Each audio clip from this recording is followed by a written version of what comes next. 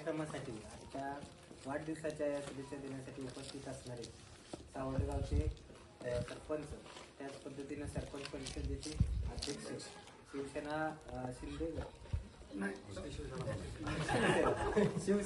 शिवसेनेचे तालुका प्रमुख आणि तालुकाभर नव्हे जिल्ह्यातल्या विविध गावापर्यंत ज्यांची ओळख असणार काका इथे उपस्थित राहिले. त्यांनी आपल्या शाळेबद्दल, त्यातील विद्यार्थ्यांच्याबद्दल, गावातील काही गोष्टींबद्दल त्यांचं जे मत व्यक्त केलं, त्यांनी आपल्याला जे मार्गदर्शन केले त्याबद्दल मी त्यांचे मनपूर्वक असे आभार मानतो. त्याच पद्धतीनं त्यांच्यासोबत आलेले आपले सत्यजित पाटील साहेब, तेही या कार्यक्रमासाठी उपस्थित राहिले, त्यांचेही आभार मानतो.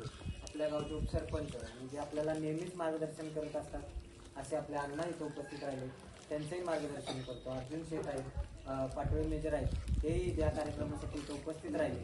त्यांनी आज अंकुश भाऊंना शुभेच्छा दिल्या.